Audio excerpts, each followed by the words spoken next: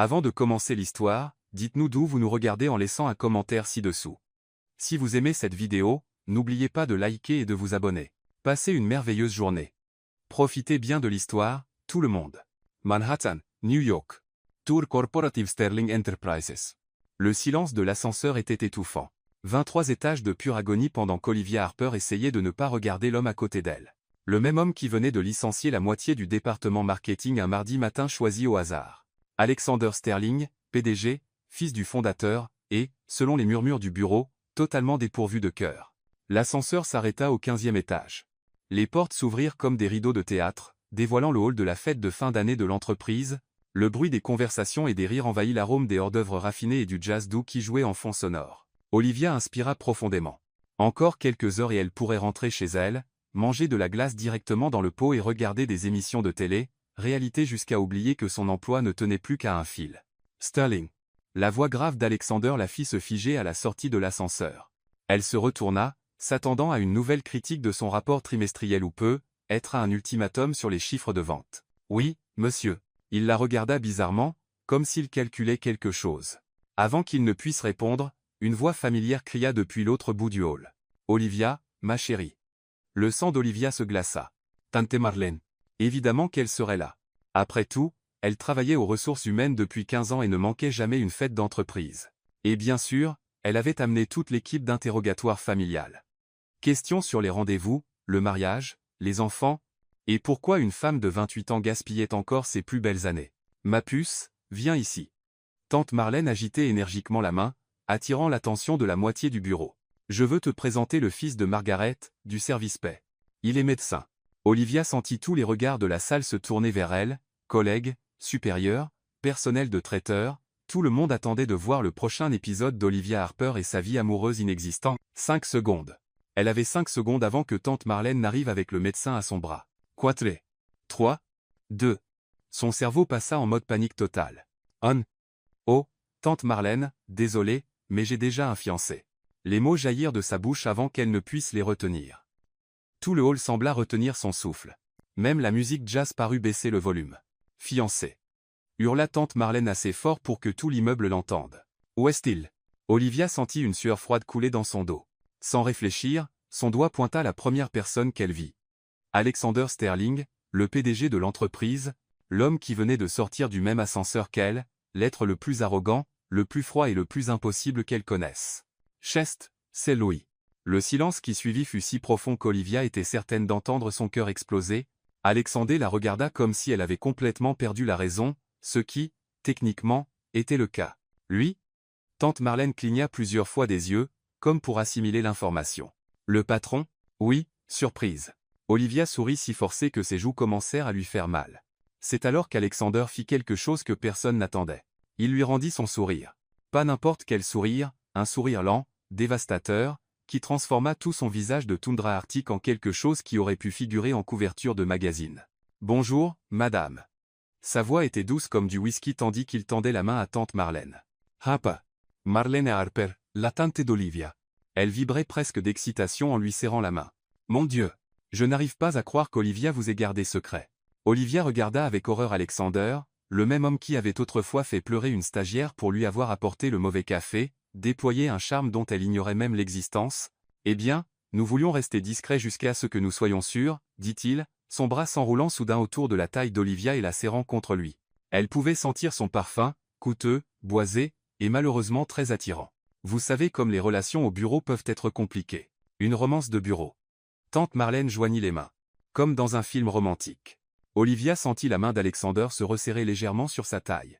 Quand elle leva les yeux vers lui, ses yeux gris acier lançaient un éclat dangereux qui semblait dire « Tu as commencé ça, Harper. Maintenant, on est tous les deux dedans. Quand est le mariage ?» cria quelqu'un dans la foule. « Vous allez emménager ensemble ?» ajouta une autre voix. « Avez-vous déjà choisi le lieu ?» Les questions fusaient de toutes parts, et Olivia sentit les murs se refermer sur elle. Ce n'était censé être qu'un petit mensonge pour éloigner tante Marlène, pas une représentation théâtrale devant toute l'entreprise. « Nous sommes encore en train de régler les détails, » répondit Alexander avec fluidité, son pouce traçant de petits cercles sur sa hanche qui firent court-circuiter le cerveau d'Olivia. « Mais je peux vous dire qu'Olivia me rend très heureux. » La foule soupira collectivement, et Olivia était presque certaine que sa collègue Lauren venait de défaillir. « Vous savez quoi ? annonça tante Marlène à l'audience grandissante. Ça mérite une célébration, tout le monde. Les consommations sont pour moi ce soir. La foule explosa en acclamations, et Olivia regarda avec horreur son petit mensonge se transformer en l'événement de l'année de l'entreprise, tandis que les gens commençaient à se disperser en discutant avec excitation de l'annonce inattendue. Alexander se pencha pour murmurer à son oreille. Son souffle était chaud contre sa peau, provoquant des frissons involontaires le long de sa colonne vertébrale. « Mon bureau. Dans 5 minutes. Il faut qu'on parle. » Puis il disparut, laissant Olivia seule au milieu du hall, entourée des décombres de ce qui avait été sa vie professionnelle tranquille et anonyme. Son téléphone vibra avec un SMS de sa sœur, Sophia. « Maman vient d'appeler. Marlène lui a tout raconté. Elle planifie déjà le mariage. Appelle-moi tout de suite. » Olivia ferma les yeux et compta jusqu'à 10. Quand elle les rouvrit, Laurent se tenait devant elle, les yeux écarquillés et un sourire immense. « Ma belle. » murmura Laurent, « tu nous as bien caché ton jeu. Depuis combien de temps toi et Monsieur Glaçon? » C'est compliqué, marmonna Olivia, déjà en route vers les ascenseurs. « Compliqué comment ?» insista Lorraine. « Il te regardait comme si tu étais la dernière part de pizza sur terre. » Olivia appuya sur le bouton de l'ascenseur avec plus de force que nécessaire. « Juste compliqué. » Quand les portes de l'ascenseur se fermèrent, Olivia aperçut son reflet dans le métal poli. Ses cheveux au burn étaient légèrement ébouriffés, ses joues rougies, et ses lèvres entr'ouvertes dans une expression qui ressemblait dangereusement à de l'anticipation plutôt qu'à de la panique. L'ascenseur montait vers l'étage exécutif, et à chaque étage, le sentiment de catastrophe imminente d'Olivia grandissait. Elle avait 5 minutes pour trouver comment expliquer à Alexander Sterling, son patron, son prétendu fiancé, et l'homme qui tenait sa carrière entre ses mains parfaitement manucurées, qu'elle venait de les fiancer tous les deux par accident dans le mensonge du siècle. L'ascenseur émit un léger ding en arrivant au 23e étage. Game over, pensa Olivia alors que les portes s'ouvraient. Mais en marchant dans le couloir vers le bureau d'angle d'Alexander, elle ne pouvait se défaire du souvenir de la sensation de sa main sur sa taille, ou de la façon dont ses yeux s'étaient illuminés quand il lui avait souri. Juste peut être, que cette catastrophe pourrait se transformer en quelque chose d'intéressant. Ou allait-elle se faire licencier de la manière la plus spectaculaire possible. Dans les deux cas, Olivia Harper allait découvrir ce qui arrivait quand on se fiançait accidentellement avec l'homme le plus puissant de l'immeuble. La lourde porte en acajou de son bureau se dressait devant elle. Olivia réalisa que d'environ 30 secondes, sa vie allait devenir soit très compliquée, soit très courte. Elle frappa 2 fois et attendit. Entrès. Ça y est, pensa-t-elle, et elle pénétra dans l'antre du lion. Le bureau d'Alexander Sterling était exactement ce qu'on attendait d'un homme qui avait probablement de l'eau glacée dans les veines au lieu de sang, fenêtre du sol au plafond donnant sur Central Park, un bureau qui aurait pu servir de piste d'atterrissage pour petits avions, et des récompenses alignées sur les murs comme des trophées de guerre corporative. Olivia se tenait dans l'embrasure de la porte, soudainement convaincue qu'elle allait affronter un peloton d'exécution. Alexander était derrière son bureau, veste ôtée, manches retroussées, l'air d'être sorti tout droit d'une publicité pour parfum intitulée PDG, dévastateur qui pourrait ruiner votre vie. Fermez la porte, dit-il sans lever les yeux de son ordinateur. Elle obéit. Le léger clic résonna comme le dernier clou dans le cercueil de sa carrière. Alors, Alexander la regarda enfin, s'adossant à son fauteuil avec le genre de calme qui lui donnait la chair de poule. Fiancé. Je peux expliquer. Je vous écoute. Il désigna le fauteuil en face de son bureau. Ça promet d'être fascinant. Olivia s'assit, essayant de canaliser une assurance qu'elle ne ressentait absolument pas. Ma tante essaie de me présenter tous les célibataires de Manhattan, depuis que j'ai 25 ans. Elle travaille au RH. Elle connaît la vie privée de tout le monde, et elle est implacable. Donc, vous étiez la première personne que j'ai vue, et mon cerveau a bugué. Et maintenant toute l'entreprise pense que nous sommes fiancés. Oui. Et votre famille pense que nous sommes fiancés. Apparemment ma mère planifie déjà le mariage, donc oui. Alexander resta silencieux un long moment, ses yeux gris acier étudiant son visage comme s'il s'agissait d'un puzzle particulièrement intéressant. Avez-vous la moindre idée de ce que vous venez de faire, Harper? Probablement détruire ma carrière. Peut-être. Il se leva, contournant son bureau pour s'appuyer contre le bord, bras croisés. Mais peut-être pas. Ce n'était pas la réponse qu'elle attendait. Que voulez-vous dire? J'ai une proposition à vous faire. Oh non. Quel genre de proposition? Le genre où nous obtenons tous les deux ce que nous voulons. Il sortit son téléphone de sa poche, faisant défiler ce qui ressemblait à des messages. J'ai reçu 14 textos en 10 minutes. La moitié de la part de membres du conseil d'administration qui me félicitent. L'autre moitié de femmes que j'évite et qui demandent quand elles pourront rencontrer ma mystérieuse fiancée. Des femmes que vous évitez? J'ai 32 ans, Harper. Je suis célibataire, riche, et selon Forbes, l'un des célibataires les plus convoités de New York. Savez-vous à quel point c'est épuisant que chaque interaction sociale soit analysée comme une potentielle connexion romantique? Olivia Clignasdio. Vous vous plaignez sérieusement d'être riche et séduisant?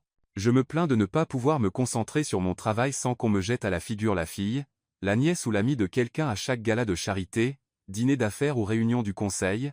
Donc, que proposez-vous? Alexander s'approcha, sa présence occupant soudain tout l'oxygène de la pièce. Faisons en sorte que ça marche pour nous deux. Vous avez besoin que votre famille vous lâche. J'ai besoin que la mienne me lâche. Nous faisons semblant d'être fiancés quelques mois, assistons à quelques événements ensemble, rendons ça crédible, puis rompons de façon très amicale et très publique. Vous voulez simuler une relation? Je veux simuler des fiançailles. Il y a une différence. L'esprit d'Olivia tournait à toute vitesse. Qu'est-ce que j'y gagne à part ne pas me faire virer? Une promotion. Directrice Marketing Senior. Votre propre équipe. Une augmentation qui vous fera tourner la tête. Sa mâchoire se décrocha. Vous me faites du chantage. Je vous propose un arrangement mutuellement bénéfique. Vous êtes talentueuse, Harper. Vos propositions de campagne sont innovantes. Vos analyses de marché sont irréprochables. Et vous stagnez au milieu de la hiérarchie parce que Jenkins est un idiot qui s'attribue le mérite de votre travail. Comment savez-vous pour Jenkins? Je sais tout ce qui se passe dans mon entreprise, y compris le fait que vous portez son département à bout de bras depuis 2 ans. C'était insensé. Ça. Qu'est-ce qu'on devrait faire exactement? Assister à des événements ensemble, quelques dîners, être un ou 2 galas de charité, l'anniversaire des 80 ans de ma grand-mère le mois prochain, ça, c'est non négociable. Elle ne me le pardonnerait jamais si je le manquais. Il faudrait qu'on ait l'air à l'aise ensemble, comme si on s'appréciait vraiment. Ça risque d'être la partie la plus difficile de tout l'arrangement. Pour la première fois depuis qu'elle le connaissait, Alexander Sterling rit réellement, un rire riche, chaud, qui transforma complètement son visage. Aïe, Harper. Et moi qui pensais qu'on avait eu un si beau moment en bas. C'était de la panique et de l'instinct de survie. Eh bien, vous allez devoir travailler vos talents d'actrice parce que ma grand-mère a un 6e sens pour ces choses-là. Elle verra tout de suite clair dans notre jeu si nous ne sommes pas convaincants. Olivia se leva, faisant les 100 pas jusqu'à la fenêtre. La ville scintillait en contrebas, toutes ses lumières, toutes ses possibilités, et probablement un millier de gens qui prenaient de meilleures décisions de vie qu'elle était sur le point de prendre. C'est de la folie. Complètement. Ça pourrait très mal tourner. Très probablement. Je pourrais finir par vous détester encore plus que je ne le fais déjà. Je suis blessé, dit-il, souriant en le disant. Elle se retourna pour lui faire face. Que se passe-t-il si on se fait prendre? On ne se fera pas prendre. Nous sommes tous les deux des adultes intelligents capables de maintenir un arrangement professionnel. Et quand ce sera fini, rupture nette, sans rancune. Vous gardez votre promotion. Moi, 6 mois de paix loin des entremetteuses bien intentionnées. Olivia le regarda, vraiment le regarda. Sans le froncement de sourcils habituel qu'il arborait au bureau, sans l'armure intimidante du PDG, il semblait presque humain. Fatigué. Être portait-il plus lourd que simplement diriger une entreprise de plusieurs milliards de dollars? Pourquoi moi? Demanda-t-elle doucement. Vous auriez pu choisir n'importe qui dans ce hall. Quelque chose passa sur son visage, trop vite pour qu'elle l'identifie. C'est vous qui m'avez choisi en premier, vous vous souvenez? Ce n'est pas une réponse. Il resta silencieux un moment. Puis, vous êtes la seule personne dans cet immeuble qui n'a pas peur de me contredire. J'ai terriblement peur de vous. Non. Intimidé, être, mais pas peur. Vous m'avez traité d'arrogant robot corporatif sans cœur en face le mois dernier. Vous avez entendu ça? J'étais juste derrière vous. Les joues d'Olivia s'enflammèrent. Pourquoi ne m'avez-vous pas viré? Parce que vous aviez raison. Il retourna à son bureau, sortant un contrat de son tiroir. J'ai fait préparer ça par le service juridique pendant que vous montiez. Vous avez fait rédiger un contrat de fausse fiançailles en 5 minutes? J'ai des avocats très efficaces, et je prévois toujours les imprévus. Elle prit les papiers, parcourant les termes. C'était exhaustif, couvrant tout, des apparitions publiques aux publications sur les réseaux sociaux, en passant par ce qui arriverait si l'une des parties voulait sortir plus tôt, clause 15, lut-elle à voix haute. Aucun contact physique au-delà de ce qui est nécessaire pour les apparitions publiques. Je pensais que ça vous mettrait plus à l'aise. Oui. Elle continua à lire. Durée de 6 mois, renouvelable d'un commun accord. Points hebdomadaires sur les événements à venir. Maintien de résidences séparées en tout temps. Des questions? 1 millier, mais elles se résument toutes à une seule. Est-ce qu'on le fait vraiment? Ça dépend. Voulez-vous passer les 5 prochaines années à expliquer à votre famille pourquoi vous êtes toujours célibataire, ou voulez-vous diriger le département marketing? Olivia regarda à nouveau le contrat. Le chiffre du salaire lui donna le vertige. Elle pourrait rembourser ses prêts étudiants, aider ses parents avec leur hypothèque, être même prendre de vraies vacances pour la première fois en 3 ans. J'ai des conditions. Je vous écoute. Personne au travail ne sait que c'est faux. Si on le fait, on le vend complètement. D'accord. J'ai mon mot à dire sur tous les événements auxquels nous assistons. Je ne veux pas débarquer et découvrir que vous nous avez inscrits à une retraite corporative dans les Hamptons. Juste. Et je veux que ce soit écrit que cette promotion n'est pas conditionnelle aux fausses fiançailles. Si je fais du bon travail, je garde le poste quoi qu'il arrive. Alexander étudia son visage. Fait. Autre chose? Oui. Elle le regarda droit dans les yeux. Si jamais vous me faites sentir comme une employée payée pour jouer la petite amie, l'accord est immédiatement rompu. Quelque chose changea dans son expression, surprise, être respect, caprice. Olivia prit le stylo qu'il lui tendait et signa au bas du contrat. Alors, dit-elle en le lui rendant, quand commence-t-on, fiancé? Tout de suite. Il consulta sa montre. Nous dînons ce soir. Ah bon? Votre tante Marlène vient de m'envoyer un message. Apparemment elle a donné mon numéro à votre mère. Et votre mère nous a invités à dîner chez elle à Brooklyn. Dix neuf heures. L'estomac d'Olivia Couta. Vous plaisantez. Je ne plaisante jamais quand il s'agit de rencontrer les beaux-parents, Harper. Il attrapa sa veste sur le dossier de sa chaise. J'espère que vous êtes prête à rencontrer vos faux futurs beaux-parents. C'est beaucoup trop rapide. Bienvenue dans l'express familial Harper, apparemment. Il s'arrêta à la porte. Au fait, quel est mon plat préféré? Comment je le saurais? Nous sommes fiancés, ma chérie. Vous devriez probablement savoir ces choses-là. Le petit nom roula sur sa langue comme s'il l'utilisait depuis des années. Quelque chose palpita dans l'estomac d'Olivia qu'elle ne voulait absolument pas examiner de trop près. Italien, dit-elle rapidement. Vous adorez la cuisine italienne. Bon choix. Et le vôtre? Taille? Parfait. Quoi d'autre dois-je savoir sur votre famille? Ils sont bruyants. Ils posent trop de questions personnelles, et ils vont vous adorer parce que vous avez un pool et un revenu stable. Ça semble charmant. Alexander? Il se retourna. Oui? Merci de ne pas m'avoir viré. Je veux dire, remerciez-moi après avoir rencontré ma grand-mère, dit-il. Vous pourriez changer d'avis. Quand il partit, Olivia s'effondra dans le fauteuil, regardant le contrat dans ses mains. Elle venait d'accepter de simuler des fiançailles avec l'homme le plus intimidant qu'elle ait jamais rencontré. Ça allait être soit la meilleure décision de sa vie, soit la catastrophe la plus spectaculaire. Son téléphone vibra avec un texto de Sophia. Maman a acheté du champagne. Papa sort la belle vaisselle. S'il te plaît, dis-moi que tu sais ce que tu fais. Olivia répondit, même pas un peu. Mais en regardant à nouveau la ville, elle ne put s'empêcher de sourire. À toi de jouer, Alexander Sterling. La maison en brownstone de la famille Harper à Brooklyn Heights ressemblait à quelque chose sorti d'un magazine de décoration, si ce magazine était spécialisé dans le joyeux chaos croisé avec les rêves Pinterest. Alexander gara sa Tesla le long du trottoir, contemplant la maison avec sa porte bleu vif, ses jardinières débordantes de fleurs d'automne, et ce qui semblait être au moins 15 carillons éoliens différents créant une symphonie sur le porche. « Vous avez grandi ici ?» demanda-t-il en coupant le moteur. « Ne soyez pas si surpris, » répondit Olivia en vérifiant son rouge à lèvres dans le rétroviseur passager. Elle avait troqué ses vêtements de travail contre une robe pull bordeaux qui faisait flamboyer ses cheveux au burn. Tout le monde ne vit pas dans un penthouse à Manhattan. Je ne vis pas dans un penthouse. Loft à Tribeca, brownstone à l'Upper East Side, en fait, ma grand-mère me l'a légué. Évidemment. Olivia attrapa la bouteille de vin qu'il s'était arrêté à acheter. D'accord, voici les règles. Mon père va vouloir parler affaires avec vous, ne le laissez pas vous coincer sur les projections financières de son entreprise de paysagisme. Ma mère va demander quand nous aurons des enfants. Détournez la conversation. Ma sœur Sophia va vous interroger comme si vous passiez un entretien à la CIA. Et mon frère Ethan va vous défier à une compétition ridicule. Quel genre de compétition? La dernière fois que ma sœur a ramené quelqu'un à la maison, c'était bras de fer. Avant ça, foot sur console. Ethan n'aime pas perdre. Alexander redressa sa cravate. Autre chose? Oui. Ma famille sent le faux à des kilomètres. Si on fait ça, il faut qu'on ait vraiment l'air de s'aimer. Comment c'est difficile? La porte d'entrée s'ouvrit en grand avant même qu'ils n'atteignent les marches du porche, et un petit ouragan sous la forme de la mère d'Olivia vint fondre sur eux. Olivia. Et vous devez être Alexander. Claire Harper était une petite femme qui parvenait pourtant à occuper 2 fois son espace réel par la seule force de sa personnalité. Elle serra Alexander dans une étreinte qui écrasa probablement au moins 3 côtes. « Oh mon chéri, vous êtes encore plus beau que ce que Marlène avait dit. Merci, Madame Harper. C'est un plaisir de vous rencontrer. Appelez-moi Claire. Madame Harper me fait me sentir vieille. » Elle lui saisit le bras, le traînant déjà vers la maison. « Daniel. Daniel. Ils sont là. » Olivia articula un désolé silencieux à Alexander, tandis qu'ils étaient entraînés dans un salon, qui semblait avoir été décoré par quelqu'un accro aux coussins et aux photos de famille. Chaque surface comportait au moins 7 photos des différents membres de la famille Harper à diverses étapes de leur vie. Voici donc le fameux Alexander. Un grand homme aux cheveux grisonnants et aux mêmes yeux verts qu'Olivia se leva d'un fauteuil inclinable, lui tendant la main. « Daniel Harper. Je dois dire, mon garçon, vous avez excellent goût. Papa, » avertit Olivia, les joues rosissant. « Quoi ?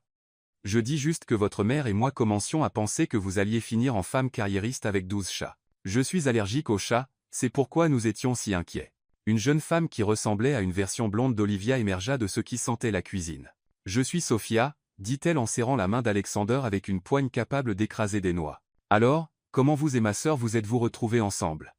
Parce que le mois dernier elle vous appelait, je cite, un seigneur corporatif sans âme avec la personnalité d'un contrôle fiscal. Sophia. » Olivia aurait voulu disparaître dans les coussins du canapé. « Quoi ? Je suis juste curieuse de la transformation. » Alexander jeta un regard à Olivia, voyant la panique dans ses yeux. Il était temps de rattraper le coup. « Eh bien, » dit-il en s'installant sur le canapé et en attirant Olivia à côté de lui, son bras passant automatiquement autour de ses épaules. « Votre sœur a un vocabulaire très coloré quand elle est passionnée par quelque chose. J'ai trouvé ça rafraîchissant. La plupart des gens ont peur de me dire ce qu'ils pensent vraiment. Olivia n'a jamais eu ce problème. » Il baissa les yeux vers elle, et pendant un instant le jeu sembla presque réel. « J'ai su qu'elle était spéciale dès la première fois où elle m'a dit que j'avais tort. » « À propos de quoi ?» demanda Ethan, une version plus jeune de Daniel qui venait d'apparaître avec ce qui ressemblait à de l'huile moteur sur les mains. « D'une campagne marketing pour notre gamme de boissons énergétiques. Elle a dit que mes idées étaient, je cite, aussi innovantes qu'un sandwich au jambon. » Claire en resta bouche bée. « Olivia, vous avez dit ça à votre patron ? » Pour ma défense, répondit faiblement Olivia, c'était vraiment une campagne terrible. Elle avait raison, dit Alexander, son pouce caressant distraitement son épaule. Sa révision a augmenté les ventes de 30%. La famille échangea des regards, et Olivia put presque voir leur taux d'approbation grimper. « Eh bien alors, » dit Claire en joignant les mains. « Le dîner est prêt. J'ai fait des lasagnes. »« L'italien était votre préféré, Alexander » souligna Olivia. Tandis qu'il passait à la salle à manger, Sophia se mit au niveau d'Alexander. « Ok, je suis impressionné, mais j'ai encore des questions. Par exemple, quelle est la plus grande peur d'Olivia ?» Alexander faillit paniquer, puis se rappela la conversation dans l'ascenseur il y a 3 semaines à propos des rapports trimestriels. Présentés devant de grands groupes. Elle devient nerveuse quand elle doit parler devant plus de 10 personnes. Les sourcils de Sophia se haussèrent. Devine chanceuse, ou vous faites vraiment attention. Y a fait attention. La table de la salle à manger était dressée pour 6 avec assez de nourriture pour nourrir une petite armée. Alexander avait grandi avec des dîners calmes et formels, où les sujets de conversation étaient soigneusement choisis, et où tout le monde utilisait la bonne fourchette. Ceci était le chaos, tout le monde parlait en même temps, les plats circulaient dans des directions apparemment aléatoires, au moins 3 conversations différentes se déroulaient simultanément. « Alors, Alexander, » dit Daniel en chargeant son assiette d'assez de lasagne pour nourrir un linebacker, « Olivia m'a dit que vous dirigez toute l'entreprise. C'est comment ? Stimulant. Gratifiant. Certains jours j'ai l'impression de courir après des chats. Je veux bien le croire. Je dirige ma propre entreprise de paysagisme, rien de votre échelle, bien sûr. Mais je sais comme c'est dur de garder les employés motivés. » Ethan leva les yeux de sa 3e portion de pain à l'ail. « Olivia a dit que vous aviez fait un MBA à Harvard. » « Oui. Intelligent et beau gosse. » Claire rayonnait vers Olivia. « Ma chérie, tu as touché le jackpot. » « Maman. » Les joues d'Olivia étaient maintenant définitivement roses. « Quoi ? Je dis juste que ta grand-mère l'aurait adoré. » Grand-mère Rose l'aurait interrogé pendant 3 heures avant de décider s'il était digne, dit Sophia. « Elle l'aurait adoré, » insista Claire. Mamie disait toujours que l'homme parfait pour Olivia serait quelqu'un capable de suivre son cerveau et sa grande gueule. Sa grande gueule lui attire parfois des ennuis, dit Ethan avec un sourire. Tu te souviens quand elle a remis à sa place ce mec à la remise de diplôme de la fac ? Il était grossier avec le personnel de restauration, protesta Olivia. Elle l'a forcé à s'excuser devant toute sa famille, raconta Ethan à Alexander. C'était épique. Alexander regarda Olivia avec ce qui ressemblait dangereusement à une réelle admiration. J'aurais payé pour voir ça. Vous auriez probablement été de son côté. Solidarité, corporative et tout ça. En réalité, je l'aurais aidé. Je ne supporte pas les gens qui traitent mal le personnel de service. La conversation coula plus facilement après ça. Daniel raconta des anecdotes des débuts de son entreprise. Claire partagea des histoires embarrassantes de l'enfance de ses 3 enfants, et Ethan défia Alexander à une partie de billard après le dîner. « Je devrais vous prévenir, » murmura Olivia tandis qu'il descendait à la cave. Ethan était dans l'équipe de billard de sa fac. « Tant mieux, j'ai passé 4 ans à arnaquer au billard pour payer mes livres, » murmura Alexander en retour. « Vous n'avez pas fait ça. Boursier, vous vous souvenez ? Il fallait être créatif avec l'argent de poche. » Ethan rangea les billes avec l'assurance de quelqu'un qui n'avait jamais perdu de sa vie. Bullet. Chawuswa. Ce qui suivit fut probablement la partie de billard la plus compétitive de l'histoire de la famille Harper. Ethan était bon, vraiment bon. Mais Alexander était meilleur, et il joua intelligemment, laissant Ethan gagner la première partie avant de le détruire systématiquement aux deux suivantes. Où avez-vous appris à jouer comme ça? Demanda Ethan, clairement impressionné malgré lui. Boston College a une scène billard très compétitive. Il est modeste, dit Olivia, surprenant les deux hommes. Je parie qu'il était légendaire. Alexander la regarda, quelque chose de chaud et d'inhabituel s'installant dans sa poitrine devant la fierté dans sa voix. À 22 heures, il disait au revoir sur le porche, chargé d'assez de lasagne restante pour nourrir une semaine. Je l'aime bien, chuchota Claire à Olivia, assez fort pour que tout le monde entende. Il est bon pour toi. Merci, maman. Et il te regarde comme si tu étais la personne la plus intéressante de la pièce. Pas du tout. Si, confirma Sophia. C'est même plutôt mignon.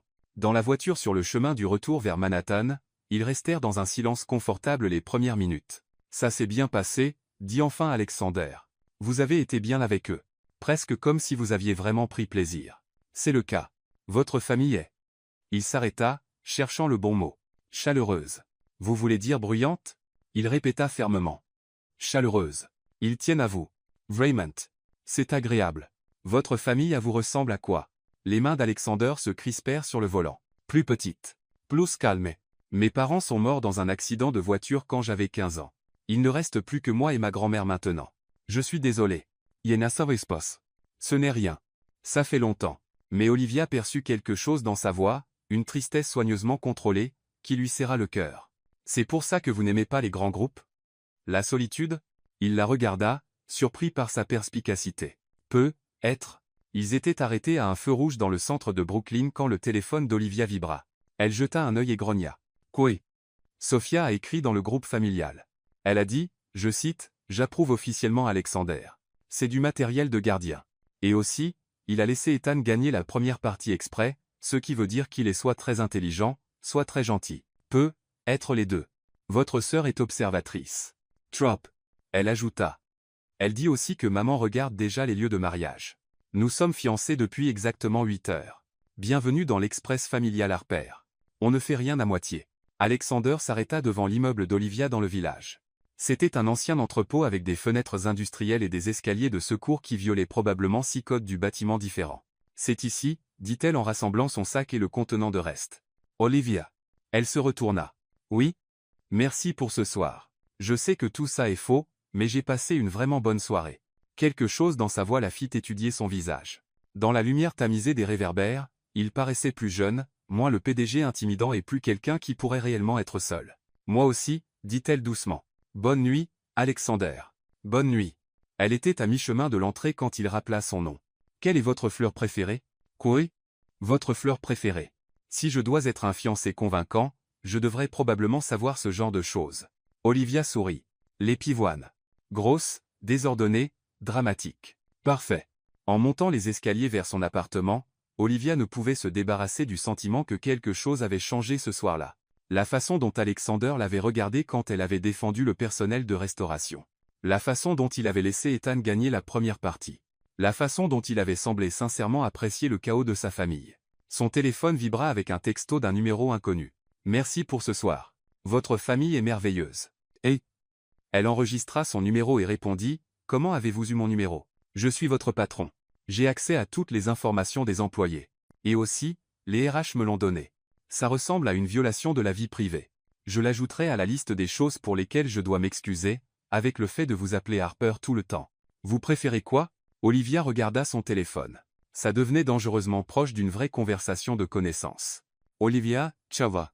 Et moi, comment dois-je vous appeler? Alexander, Saïr. Sauf quand il y a du monde, là vous devriez probablement utiliser des petits noms. Lesquels? Ce qui vous vient naturellement. Juste être pas seigneur corporatif sans âme. Malgré elle, Olivia rit aux éclats. Je vais travailler dessus. Bonne nuit, Alexander. Bonne nuit, Olivia. Elle posa son téléphone et regarda son petit appartement. Demain elle serait directrice marketing senior dans l'une des plus grandes entreprises de New York. Elle serait aussi faussement fiancée à un homme qui se révélait bien plus compliqué qu'elle ne l'avait jamais imaginé. Son téléphone vibra une dernière fois. P.S. Votre sœur avait raison. J'ai bien laissé Ethan gagner la première partie, mais seulement parce que je voulais qu'il m'aime bien. Olivia sourit et répondit, Pourquoi vouliez-vous qu'il vous aime bien? La réponse arriva vite. Parce que son opinion compte pour vous. En se préparant à se coucher, Olivia ne pouvait cesser de penser à ce dernier message. Ces fausses fiançailles étaient censées être simples, professionnelles, mutuellement bénéfiques. Alors pourquoi son cœur battait-il plus fort chaque fois qu'Alexander la regardait comme si elle était plus qu'un simple arrangement pratique? Et surtout, qu'allait-elle faire à ce sujet? 3 semaines après le début de leurs fausses fiançailles, Olivia avait appris plusieurs choses surprenantes sur Alexander Sterling. Il prenait son café noir mais gardait du miel dans son tiroir pour le thé. Il avait l'habitude de passer la main dans ses cheveux quand il était frustré, ce qui arrivait environ toutes les 15 minutes pendant les réunions du conseil. Il possédait plus de livres que la plupart des bibliothèques, gardait un petit succule nommé Gérald sur son rebord de fenêtre, et, malgré sa réputation de requin corporatif, avait personnellement financé des bourses universitaires pour les enfants de 12 employés sans que personne ne le sache. Elle avait aussi appris qu'il était un excellent acteur, car personne chez Sterling Enterprise ne soupçonnait que leur relation était autre chose que réelle. Les projections trimestrielles sont fantastiques, dit son nouvel assistant Marcus en déposant une pile de rapports sur son bureau. En tant que directrice marketing senior, elle avait maintenant son propre bureau, rien d'aussi grandiose que la suite d'angles d'Alexander, mais avec vue sur l'Hudson et assez d'espace pour faire les 100 pas quand elle réfléchissait. La campagne boisson énergétique dépasse tous les objectifs. Merci, Marcus. Des nouvelles de l'équipe design pour les maquettes du nouvel emballage? Elles devraient être prêtes d'ici. Il s'arrêta, souriant. Arrivé à 3 heures. Olivia leva les yeux et vit Alexander s'approcher de son bureau, tenant 2 tasses de café et ce qui semblait être une petite plante en pot. Tout l'étage marketing s'était subtilement tu, comme toujours quand le PDG apparaissait. Mais au lieu de la présence intimidante qu'il projetait habituellement, il semblait presque nerveux. « Salut », dit-il en entrant et en fermant la porte derrière lui. « Je t'ai apporté du café, et j'ai vu ça chez le fleuriste, j'ai pensé que ça te plairait. » Il lui tendit une des tasses et la plante, un petit pot de pivoine rose vif, exactement comme celle qu'elle avait mentionnée devant son immeuble 3 semaines plus tôt. « Tu m'as acheté des fleurs, dit-elle, sincèrement touchée malgré le fait que tout cela soit pour le spectacle. Je t'ai acheté une plante. Les fleurs meurent. Là tu pourras les voir refleurir. » Quelque chose de chaud et dangereux palpita dans sa poitrine. « Alexander, nous avons un public, dit-elle doucement en désignant la paroi vitrée où au moins la moitié de l'équipe marketing faisait semblant de ne pas regarder. Autant leur donner quelque chose à commenter. D'accord. Représentation. Elle avait presque oublié. Dans ce cas, elle se leva et contourna son bureau, tendant la main pour redresser sa cravate. « Tu devrais probablement m'embrasser pour dire bonjour. » Elle le disait comme un défi, une façon de tester jusqu'où il était prêt à aller dans leur jeu. Elle ne s'attendait pas à ce qu'il le fasse vraiment. Mais les mains d'Alexander se posèrent sur sa taille, et il se pencha, pressant ses lèvres contre les siennes dans un baiser censé être pour le public mais qui sembla bien trop réel. Il était doux, chaud, et dura exactement 3 secondes de trop pour leur audience. Quand il se recula, ses yeux étaient plus sombres que d'habitude, et Olivia dut résister à l'envie de toucher ses lèvres. « Mieux ?» demanda-t-il, la voix légèrement plus rauque que la normale. « Beaucoup » parvint-elle à dire, espérant paraître plus composée qu'elle ne l'était. Marcus s'éclaircit la gorge. « Je repasse plus tard ?»« Non, ça va », dit rapidement Olivia en s'écartant d'Alexander. « De quoi avais-tu besoin ?» Pendant que Marcus détaillait le calendrier de design, Olivia essaya d'ignorer la façon dont la présence d'Alexander semblait remplir tout son bureau. Il s'était placé derrière sa chaise, une main reposant nonchalamment sur son épaule, jouant parfaitement le rôle du fiancé, attentionné, trop parfaitement. « Je te laisse travailler », dit Alexander après le départ de Marcus. « Mais n'oublie pas qu'on a le gala de charité demain soir. Pour l'hôpital pédiatrique. Tenue de soirée. Beaucoup de networking. Et malheureusement, mon ex-petite amie sera probablement là. » Olivia leva brusquement les yeux. « Ex-petite amie ? Victoria Langford. On est sortis ensemble 6 mois l'an dernier. Ella est tenace. Tenace comment ? Du genre à débarquer à ton bureau sans prévenir et à laisser de la lingerie dans ta voiture. Waouh. Ok, c'est définitivement tenace. » Olivia essaya d'ignorer le pic de quelque chose qui ressemblait dangereusement à de la jalousie. « Elle va poser problème ? Pas si nous sommes convaincants. Ce qui me rappelle, nous devrions probablement coordonner notre histoire. Depuis combien de temps sommes-nous ensemble ? 6 mois, dit automatiquement Olivia. Ça a commencé par travailler tard ensemble, puis des cafés. Premier baiser dans le placard à fourniture pendant la crise du comte Johnson. Alexander la regarda fixement. Tu y as vraiment réfléchi. Je suis minutieuse. Quelle est notre chanson ? Notre chanson ? Tous les couples ont une chanson.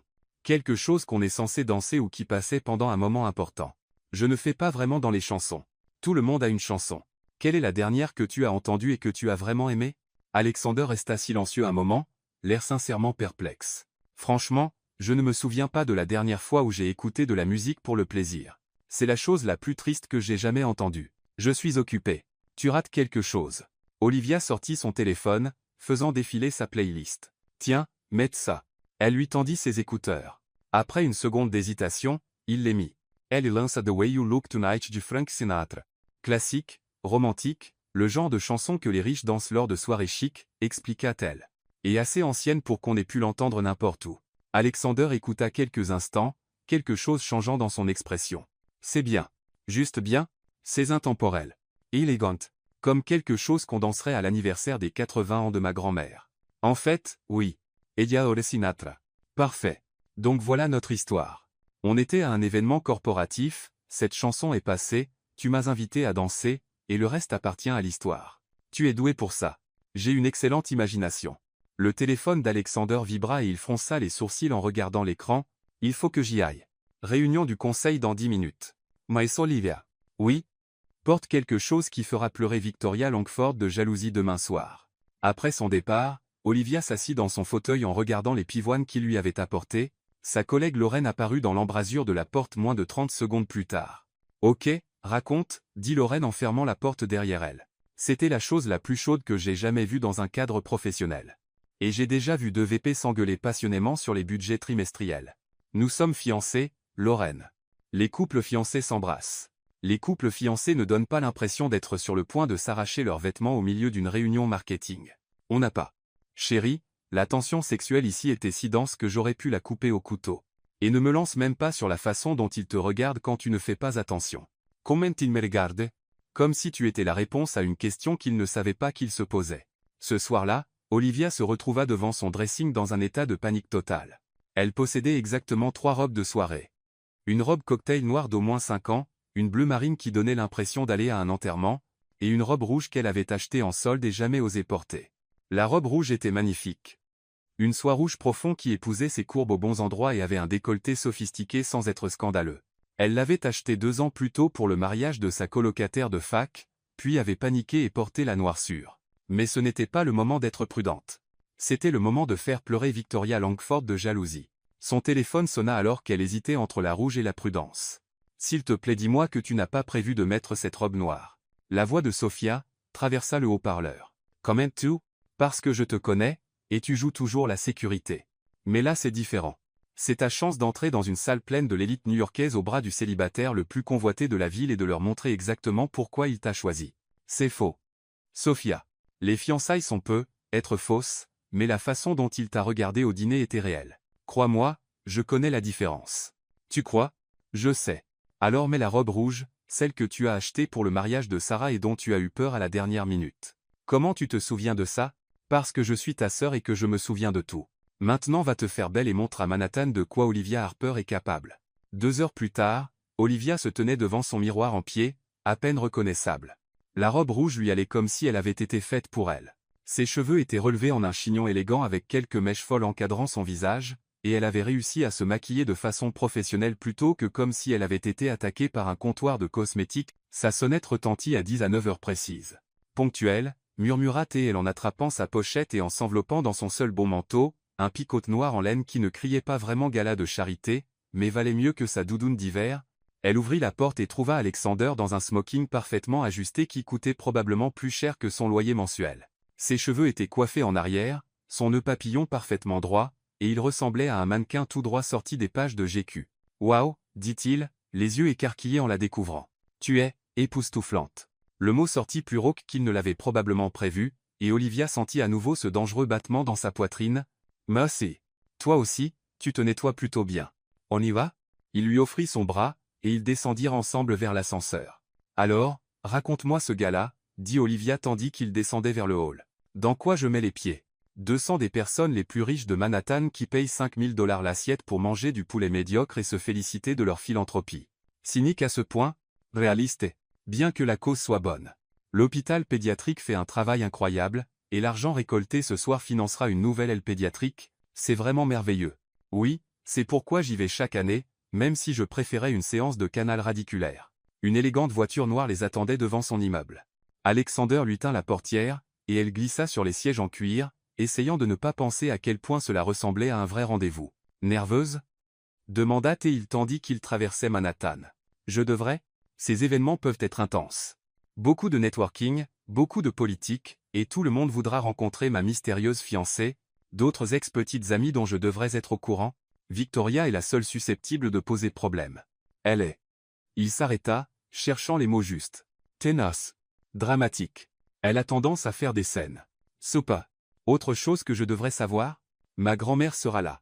Olivia se tourna pour le fixer. Votre grand-mère? Celle dont l'anniversaire est non négociable? Elena Sterling.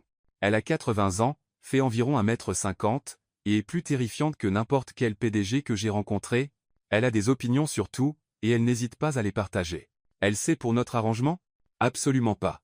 Elle verrait clair dans notre jeu, et ensuite elle me déshériterait probablement pour lui avoir menti. Donc il faut convaincre votre terrifiante grand-mère que nous sommes follement amoureux. En résumé, oui, pas de pression du tout. Le gala se tenait au Plaza Hotel, et quand leur voiture s'arrêta devant l'entrée tapis rouge, Olivia sentit son estomac chuter. Des photographes bordaient le chemin, les flashs crépitaient comme des feux d'artifice, et des couples élégamment vêtus posaient et souriaient pour les caméras. On n'est pas obligé de faire les photos, dit Alexander en remarquant son expression. En fait, si on vend ça, il faut le vendre complètement. Elle serra sa main. Suis juste à mon exemple. Dès qu'ils sortirent de la voiture, les photographes devinrent fous. Alexander. Par ici. Qui est votre cavalière? Par ici, s'il vous plaît. Le bras d'Alexander s'installa autour de sa taille, la serrant contre lui tandis qu'il descendait le tapis rouge. Il se pencha pour murmurer à son oreille. Tu te débrouilles très bien. Souris juste et ne me lâche pas. Son souffle était chaud contre sa peau, et pendant un instant Olivia oublia qu'il jouait la comédie. C'est elle? C'est sa fiancée? Entendit-elle quelqu'un demander dans la foule. Elle est magnifique, répondit quelqu'un d'autre. Ils posèrent pour quelques photos, la main d'Alexander ne quittant jamais sa taille, avant de pénétrer à l'intérieur. Le grand ballroom du Plaza avait été transformé en pays des merveilles hivernales avec des fleurs blanches, des lumières scintillantes, et des sculptures de glace qui coûtaient probablement plus que le salaire annuel d'Olivia. Champagne. Un serveur apparut immédiatement au coude d'Alexander. S'il vous plaît. Alexander prit 2 flûtes, en tendant une à Olivia. À survivre les 4 prochaines heures. À ne pas nous ridiculiser, contre-proposa Olivia en faisant teinter son verre contre le sien. Alexander, darling. Ils se retournèrent tous les deux pour voir une grande femme élégante aux cheveux argent s'approcher. Elle portait une superbe robe bleu marine qui coûtait probablement plus cher que la voiture d'Olivia, et elle se tenait avec l'assurance de quelqu'un qui savait être la personne la plus importante de n'importe quelle pièce. Grand-mère. Alexander se pencha pour embrasser sa joue. Vous êtes magnifique. La flatterie vous mènera partout. Eleanor Sterling tourna ses yeux bleus perçants vers Olivia, et Olivia se sentit comme scannée au rayon X. Et voici la jeune femme qui a réussi à captiver l'attention de mon petit-fils. Grand-mère, voici Olivia Harper. Olivia, ma grand-mère, Eleanor Sterling. Madame Sterling, c'est un honneur de vous rencontrer, dit Olivia en lui tendant la main. Tout le plaisir est pour moi, ma chère. J'ai tellement entendu parler de vous. Ah bon? Oh oui. Alexander n'a pas arrêté de parler de vous depuis l'annonce des fiançailles. C'est assez rafraîchissant, en fait. Je commençais à penser qu'il était incapable de penser à autre chose qu'au rapport trimestriel. Olivia jeta un regard à Alexander, qui semblait légèrement mal à l'aise. Eh bien, il est plein de surprises. En effet. Dites-moi, ma chère, que pensez-vous de notre Alexander? C'était le test. Olivia sentait Alexander se raidir à côté d'elle. Honnêtement, dit-elle, les mots venant plus facilement qu'il n'aurait dû, je pense qu'il est l'un des hommes les plus remarquables que j'ai jamais rencontrés. Il est brillant, évidemment, mais il est aussi gentil d'une façon que les gens ne voient pas toujours. Il remarque quand quelqu'un souffre et trouve des moyens d'aider sans que ça tourne autour de lui. Il me fait rire. Il me pousse à être meilleur. Et il. Elle leva les yeux vers Alexander, surprise de réaliser qu'elle pensait chaque mot. Il me fait sentir que je suis capable de tout. L'expression d'Eleanor s'adoucit légèrement. Et qu'est-ce qu'il voit en vous? Je n'en ai aucune idée, répondit honnêtement Olivia. Mais j'en suis reconnaissante chaque jour. Sage réponse. Eleanor tapota le bras d'Olivia avec approbation. Je vous aime bien. Alexander. Ne gâchez pas tout. Tandis que sa grand-mère s'éloignait pour aller terroriser d'autres invités, Alexander regarda Olivia avec une expression qu'elle ne parvint pas à déchiffrer. Quoi? Demanda-t-elle. Rien. Tu as juste été. Parfaite. Elle t'a adoré. Je pensais ce que j'ai dit. Je sais. Il sourit doucement. C'est ce qui l'a rendue parfaite. Avant qu'Olivia ne puisse analyser ce que cela signifiait, une nouvelle voix les interrompit. Alexander, darling, te voilà. Ils se retournèrent pour voir une grande blonde sculpturale dans une robe qui ne laissait que peu de place à l'imagination s'approcher. Elle était belle d'une manière qui nécessitait une équipe de professionnels et un budget beauté mensuel conséquent, et elle se déplaçait avec une grâce prédatrice qui fit frissonner Olivia. Victoria Langford était arrivée. « Victoria, dit Alexander Frodmont. Je ne savais pas que tu venais ce soir. Oh, tu me connais. Je ne rate jamais une bonne fête. » Ses yeux se posèrent sur Olivia avec dédain avant de revenir à Alexander. « Tu ne vas pas me présenter à ton ami, fiancé ?» corrigea Alexander, son bras se resserrant autour de la taille d'Olivia. « Victoria Langford, voici Olivia Harper. Fiancée. » Le rire de Victoria ressemblait à du verre brisé. « Comme c'est merveilleux, et si soudain. Je veux dire, il semble que c'était hier que tu me disais que tu n'étais pas du genre à te marier. »« Les gens changent, » répondit Alexander calmement. « Apparemment. » Le sourire de Victoria était assez tranchant pour couper des diamants. « Dis-moi, Olivia, comment vous êtes-vous rencontrés ? » « Je suppose que c'était par le travail. »« En fait, nous nous sommes rencontrés quand je lui ai dit que sa campagne marketing était nulle, » répondit Olivia avec douceur. « Ça a été la haine au premier regard. » Le sourire de Victoria vacilla légèrement. « Comme c'est romantique, » railla-t-elle. « Il y a quelque chose d'incroyablement attirant chez une femme qui n'a pas peur de vous défier, » dit Alexander en baissant les yeux vers Olivia avec ce qui ressemblait dangereusement à une réelle affection. « La plupart des gens me disent juste ce qu'ils pensent que je veux entendre. L'intégrité est si rare de nos jours, » acquiesça Olivia en regardant Victoria droit dans les yeux. « Vous ne trouvez pas ?» La conversation dura encore quelques minutes douloureuses pendant lesquelles Victoria tenta de plus en plus transparentement de miner Olivia et de rappeler à Alexander leur passé commun. Mais quelque chose avait changé dans l'attitude d'Alexander. Là où il avait été poli mais distant avant, il était maintenant activement protecteur, coupant court aux tentatives de manipulation de Victoria avec un sang-froid presque effrayant. Enfin Victoria s'excusa, non sans promettre de rattraper le temps perdu plus tard. « Eh bien, elle est charmante, » dit Olivia une fois seule. « Je suis désolé pour ça. Elle est exactement ce à quoi je m'attendais, belle, manipulatrice, et complètement inappropriée pour moi. » Alexander la regarda vivement. « Inappropriée pour moi ? Vous n'êtes pas le genre d'homme qui a besoin de quelqu'un pour caresser son ego et lui dire ce qu'il veut entendre. Vous avez besoin de quelqu'un qui vous défie, qui vous fait réfléchir, qui n'est pas impressionné par votre argent ou votre pouvoir. C'est ce que vous pensez que j'ai besoin ? Je pense, dit prudemment Olivia, que vous avez besoin de quelqu'un qui voit au-delà de tout ça. » Elle désigna la somptueuse salle de bal autour d'eux et qui choisit quand même d'être là. La musique changea, et Olivia reconnut les premières notes de The Way You Look Tonight. « Notre chanson, » dit doucement Alexander. « Tu veux danser ?» Il la guida sur la piste, ses mains se posant au creux de son dos tandis qu'ils commençaient à se mouvoir ensemble. Il était bon danseur, sûr de lui et fluide, et Olivia se surprit à se détendre dans sa conduite. « Tu as été incroyable avec ma grand-mère, » dit-il tandis qu'ils oscillaient ensemble. « Et avec Victoria. Je protégeais ce qui est à moi, » dit-elle, puis rougit immédiatement. « Je veux dire, pour notre arrangement, hein ? Notre arrangement. » Mais la façon dont il la regardait ne ressemblait pas à un arrangement. Ça ressemblait à quelque chose de bien plus dangereux. « Olivia. Oui ? Quand ce sera fini, les fausses fiançailles, je veux dire, qu'est-ce qui nous arrive ? » La question l'a pris au dépourvu. « Que veux-tu dire ? Je veux dire, est-ce qu'on redevient patron et employé ?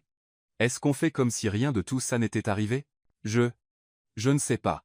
Que veux-tu qu'il arrive ? » Avant qu'il ne puisse répondre, la chanson se termina et le charme fut rompu par les applaudissements et l'annonce que le dîner allait être servi. Tandis qu'ils rejoignaient leur table, Olivia ne pouvait se défaire du sentiment qu'il venait de franchir une ligne invisible. Les fausses fiançailles avaient commencé comme un arrangement mutuellement bénéfique, mais quelque part entre le dîner familial et cette danse dans ses bras, c'était devenu autre chose, quelque chose de réel, quelque chose de terrifiant.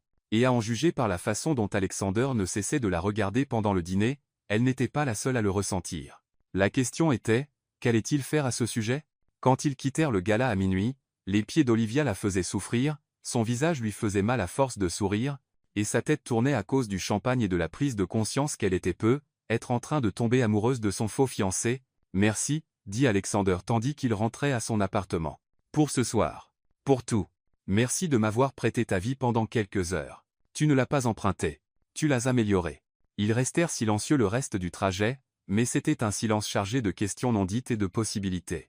Quand ils arrivèrent à son immeuble, Alexander l'accompagna jusqu'à sa porte comme un vrai gentleman. « Bonne nuit, Olivia, » dit-il doucement. « Bonne nuit, Alexander. » Il commença à se retourner, puis s'arrêta. « Olivia ?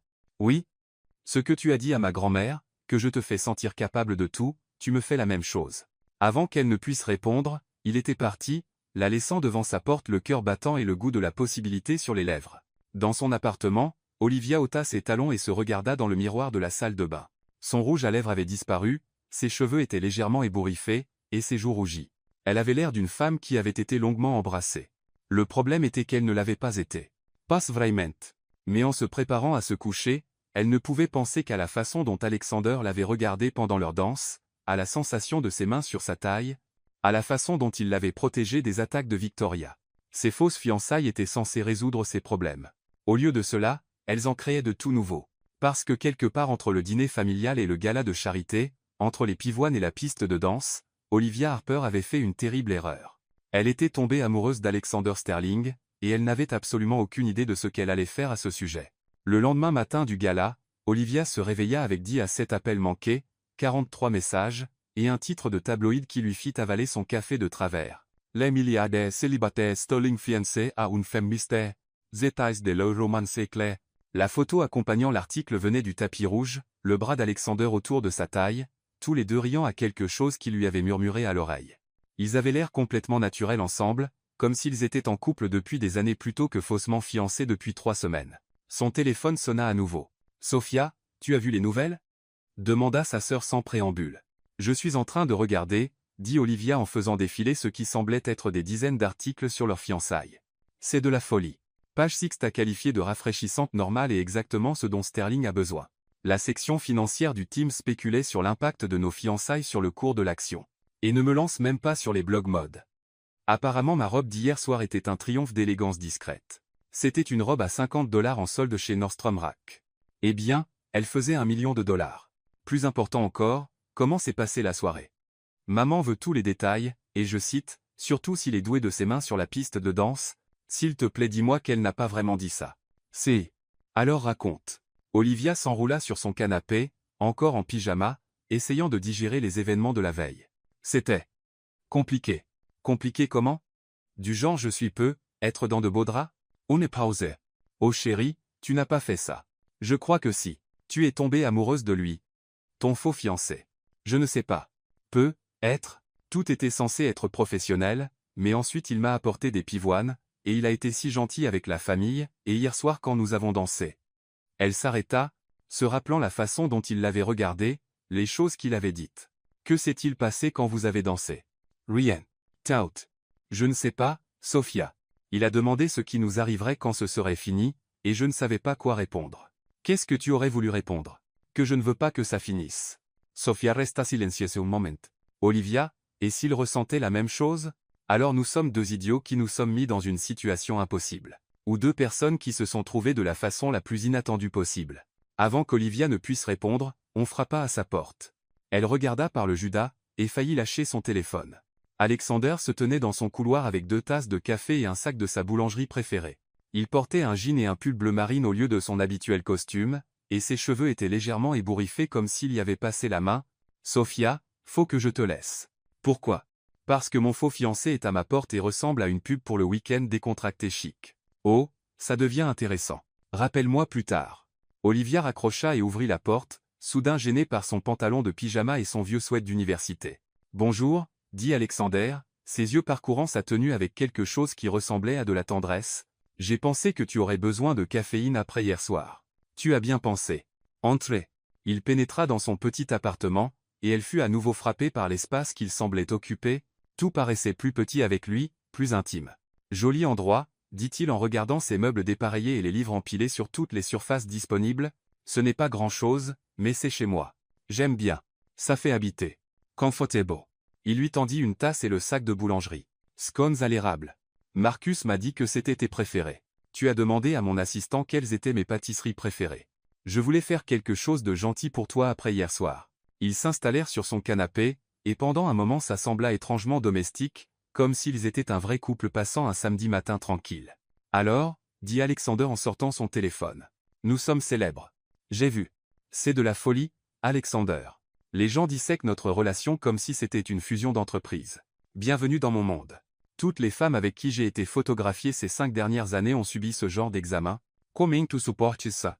D'habitude je m'en fiche de ce qu'ils écrivent. Mais cette fois. Il fit défiler un article, fronçant les sourcils. Cette fois ils écrivent sur toi, et certains de ces commentaires sont méchants. Vicieux. Ils se demandent si tu es assez bien, Si tu es avec moi pour l'argent, si tu seras capable de supporter la pression d'être sous les projecteurs. Olivia prit son téléphone et lut quelques commentaires. Son estomac se noua à chaque mot. Elle est plutôt jolie, je suppose, mais pas vraiment mannequin. Alerte croqueuse des diamants. Cette fille sort de nulle part et soudain elle est fiancée à un milliardaire. Elle a l'air si ordinaire. Qu'est-ce qu'il lui trouve? Donnez-lui 6 mois. Elle ne s'intégrera jamais dans son monde. Waouh, dit-elle doucement en lui rendant le téléphone. Les gens sont horribles. Et la voix d'Alexander était douce. Ne les écoute pas. Ils ne te connaissent pas.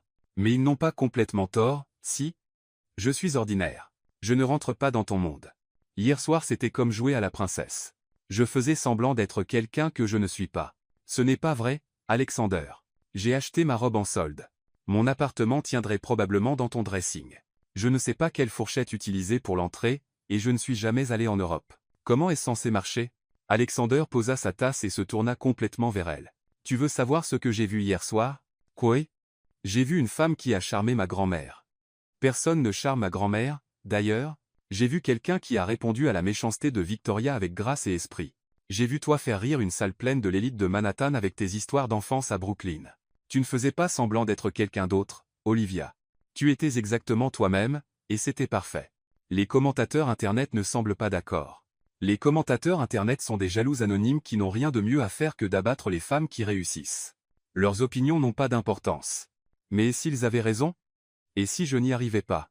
Alexander resta silencieux un long moment. Tu as des doutes sur notre arrangement? Non, dit-elle rapidement, puis s'arrêta. Peut-être. Je ne sais pas. Tout va si vite, et ça semble si réel.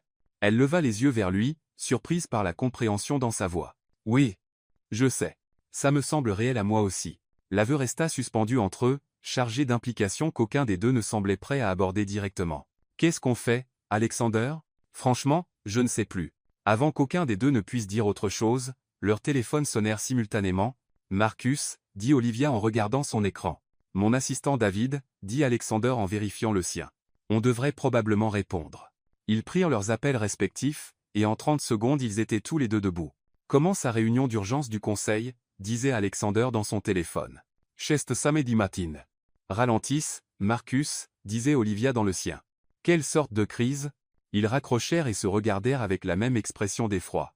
Réunion d'urgence du conseil dans 1 heure, dit Alexander. Apparemment nos fiançailles causent un drame corporatif. Marcus dit qu'il y a des manifestants devant l'immeuble. Quelque chose à propos de népotisme et de pratiques d'embauche injustes. Quoi? Quelqu'un a fait fuiter que j'ai été promu juste après l'annonce de nos fiançailles. Ils prétendent que c'est parce qu'on couche ensemble, pas parce que je suis compétente. Le visage d'Alexander s'assombrit. C'est ridicule. Tu as mérité cette promotion. Vraiment? Parce que le timing est plutôt suspect. Olivia, tu fais ce travail depuis des mois sans le titre ni le salaire. La promotion était en retard. Dis ça au conseil d'administration. 1 heure plus tard, ils étaient assis dans la salle du conseil de Sterling Enterprise face à 12 membres très sévères et ce qui ressemblait à un interrogatoire corporatif. La situation est assez simple, dit Margaret Worthington, membre la plus ancienne du conseil et femme qui semblait taillée dans le granit. Le cours de l'action est volatile depuis la nouvelle de vos fiançailles. Certains investisseurs s'inquiètent de potentiels conflits d'intérêts. Il n'y a aucun conflit d'intérêts, répondit calmement Alexander. La promotion de Madame Harper était basée entièrement sur ses qualifications et ses performances. Le timing est malheureux, dit un autre membre, James Crawford. Ça donne l'apparence d'irrégularité. Que suggérez-vous exactement? Demanda Olivia, la voix plus stable qu'elle ne l'était. Nous ne suggérons rien, dit Margaret. Nous constatons des faits. Votre promotion juste après l'annonce de vos fiançailles ressemble à du favoritisme. Les manifestants devant notre immeuble prétendent que Sterling Enterprise promeut en fonction des relations personnelles plutôt que du mérite. C'est absurde. Dit Alexander. Olivia porte le département marketing depuis 2 ans. Ses campagnes ont augmenté le chiffre d'affaires de 30%. Sa promotion a été discutée bien avant nos fiançailles. Pouvez-vous le prouver? Demanda James. Existe-t-il des traces de ces discussions? Alexander hésita une fraction de seconde, assez longtemps pour qu'Olivia comprenne la vérité. Il n'y avait aucune trace parce qu'il n'y avait eu aucune discussion. Sa promotion avait fait partie de leur accord de fausses fiançailles. Je pense, dit doucement Olivia, que je devrais démissionner. Quoi? Alexander se tourna pour la fixer. Pas de l'entreprise, du poste. Si ma promotion cause des problèmes à Sterling Enterprise, alors je dois me retirer. Absolument pas, Alexander. Ce n'est pas une question de ce que je mérite ou de ce que j'ai gagné. C'est une question de protéger l'entreprise. Je ne te laisserai pas sacrifier ta carrière parce que des gens font des accusations infondées. Et je ne te laisserai pas détruire la réputation de ton entreprise à cause de notre arrangement. Le mot arrangement frappa Alexander comme un coup physique. Quelque chose vacilla dans son expression. Peut-être, dit Margaret, serait-il préférable que Madame Harper prenne un congé pendant que nous réglons cela? Non. La voix d'Alexander était glaciale. Ce serait admettre une faute qui n'existe pas. Olivia garde son poste, ou je commence à chercher un nouveau conseil d'administration. La tension dans la pièce était assez dense pour être coupée au couteau. James finit par s'éclaircir la gorge. Nous remettons cette discussion à plus tard pour l'instant. Mais Alexander, vous devez comprendre que votre vie privée affecte cette entreprise. À l'avenir, peut-être devriez-vous considérer les implications de vos choix amoureux. Tandis qu'il quittait la salle du conseil, Olivia se sentait comme si un camion l'avait percutée. C'était exactement ce qu'elle avait craint, que leur fausse relation complique tout. Mon bureau, dit sèchement Alexander. Tout de suite. Ils prirent l'ascenseur en silence, l'air entre eux crépitant de tension. Une fois la porte fermée, Alexander se tourna vers elle. Ne refais plus jamais ça. Faire quoi? Proposer de démissionner. Sacrifier ta carrière pour rendre les choses plus faciles aux autres. J'essayais d'aider en te jetant sous le bus? En étant réaliste. Tout cela devient hors de contrôle, Alexander. Peut-être devrions-nous simplement y mettre fin maintenant avant que ça n'empire. C'est ce que tu veux? Je veux arrêter de me sentir constamment comme si j'attendais que l'autre chaussure tombe. Et quelle est cette chaussure? Celle où tu réalises que tout ça était une erreur. Où tu te réveilles et te souviens que je ne suis que ton employé, pas vraiment ta fiancée et définitivement pas quelqu'un qui appartient à ton monde. Alexander la fixa longuement. C'est vraiment ce que tu penses? Je pense que c'est devenu bien trop compliqué. Nous avons des manifestants dehors parce que les gens pensent que j'ai couché pour obtenir une promotion. Ton conseil pense que je suis une croqueuse de diamants qui compromet ton jugement. Et chaque fois que je te regarde, j'oublie que tout cela est censé être faux. La dernière phrase sortit plus fort qu'elle ne l'avait voulu, et le silence qui suivit fut assourdissant. Moi aussi, dit doucement Alexander. Quoi? J'oublie que c'est faux. Chaque fois que je te regarde, chaque fois que nous sommes ensemble, j'oublie que c'est censé être un arrangement. J'oublie que tu n'es là que parce que tu avais besoin que ta famille te lâche et que moi aussi. Ils se regardèrent à travers le bureau, la vérité enfin mise à nu. Qu'est-ce qu'on fait? Murmura Olivia. Je ne sais pas. Mais je sais que je ne veux pas arrêter. Alexander. Je sais que c'est compliqué. Je sais que ça pourrait tout ruiner. Mais je ne peux plus faire semblant que ce que je ressens pour toi est faux. Qu'est-ce que tu ressens pour moi?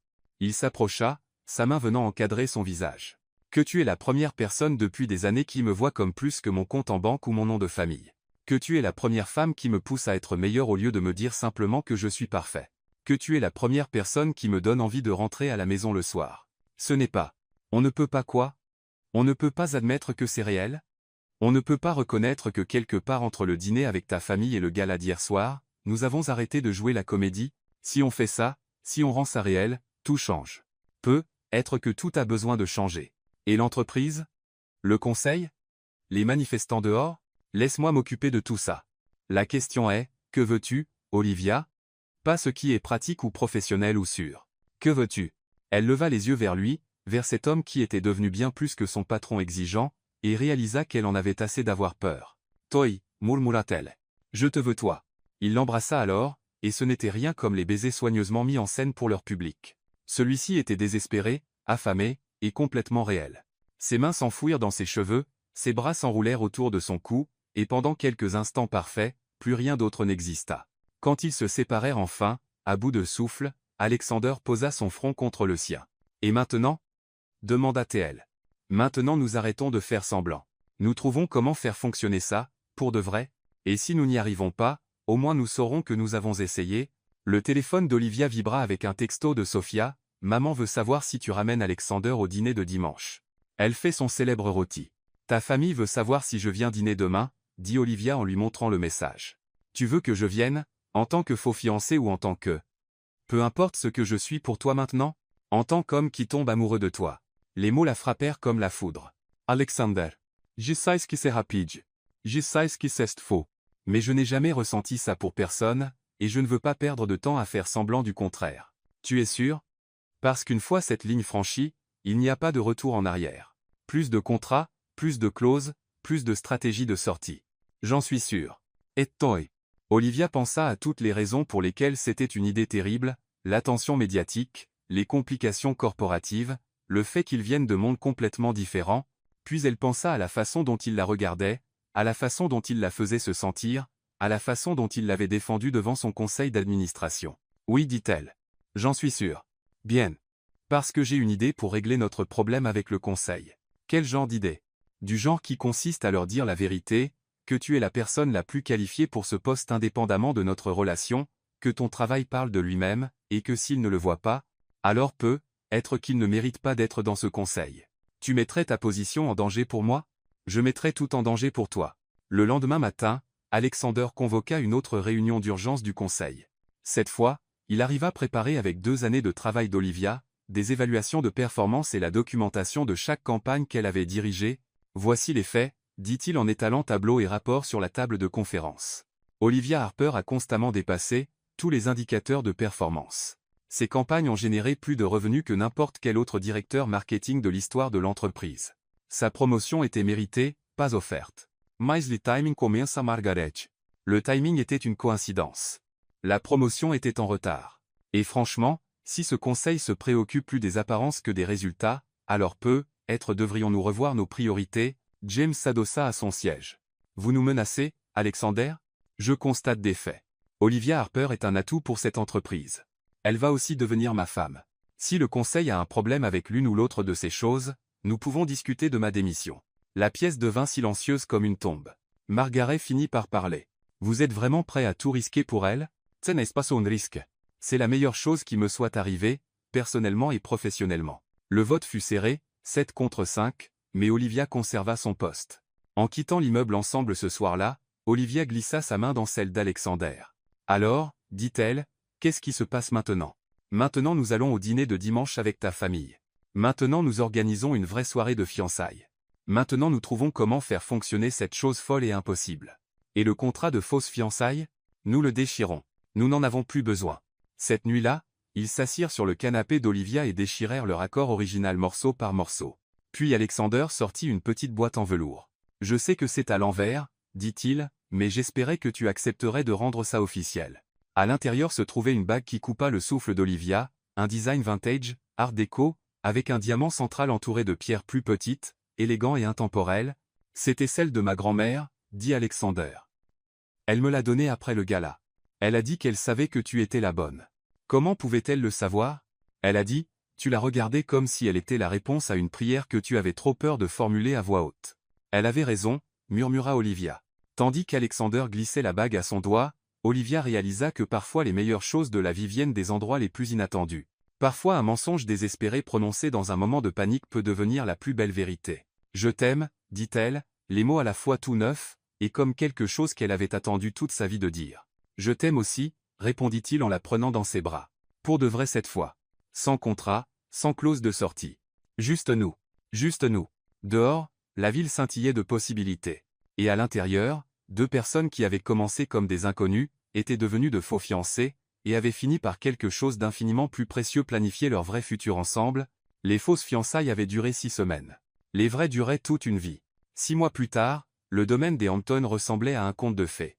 Des roses blanches et des pivoines, des milliers, cascadaient de chaque surface, créant un jardin enchanté qui semblait briller sous le soleil de fin d'après-midi. Un quatuor à cordes jouait doucement en fond tandis que les invités en tenue de soirée se mêlaient sur la pelouse impeccablement tondue, les flûtes de champagne capturant la lumière dorée. Olivia Harper, bientôt Olivia Sterling, se tenait à la fenêtre de la suite nuptiale, essayant de calmer ses nerfs. Sa robe de mariée était un chef-d'œuvre de dentelle vintage et de soie avec de délicates perles qui capturaient la lumière à chaque respiration. Elle avait appartenu à Eleanor Sterling, la grand-mère d'Alexander, qui avait insisté pour qu'Olivia la porte. Quelque chose d'emprunté, quelque chose de bleu, et quelque chose qui vient avec 60 ans de mariage heureux, avait dit Eleanor en lui présentant la robe soigneusement conservée 3 mois plus tôt. Tu es absolument rayonnante, darling, dit Victoria Chen, l'organisatrice de mariage d'Olivia, et la faiseuse de miracles qui avait réussi à organiser ce qui était appelé le mariage de la décennie en seulement 6 mois. Bien que je doive dire, tu rayonnes depuis des semaines déjà. Le mariage te va bien. Nous ne sommes pas encore mariés, répondit Olivia en touchant le collier de perles à son cou, son quelque chose de neuf, un cadeau d'Alexander ce matin-là avec une note qui disait simplement « Pour ma partenaire en tout. Toujours. Chérie, vous êtes mariés dans tous les sens qui comptent depuis cette réunion du conseil, dit Sophia en apparaissant à côté d'elle dans sa robe de demoiselle d'honneur, un rose poudré magnifique qui complétait parfaitement ses cheveux blonds. La cérémonie ne fait que rendre ça officiel. Les 6 derniers mois avaient été un tourbillon qui avait à la fois paru incroyablement rapide et parfaitement naturel. Après leur vraie fiançailles, tout était passé à la vitesse supérieure. L'attention médiatique avait été intense au début, mais ils l'avaient affrontée ensemble, présentant un front uni qui avait fini par conquérir même les critiques les plus sévères. Alexander avait fait la couverture de Forbes sous le titre Le PDG qui a trouvé son cœur, tandis qu'Olivia avait été profilée dans Working Woman comme la maven du marketing qui révolutionne l'Amérique corporative. Plus important encore, ils avaient navigué les complexités de la fusion de leurs mondes très différents avec une grâce surprenante. Alexander était devenu un habitué des dîners du dimanche chez les Harper, où il avait développé une amitié inattendue avec le père d'Olivia autour de discussions sur les pratiques commerciales durables et un amour partagé pour les mauvais films d'action. Pendant ce temps, Olivia avait charmé l'élite sociale de Manhattan par son authenticité et son esprit vif, gagnant le respect dans des cercles qu'il avait d'abord rejetés comme une étrangère.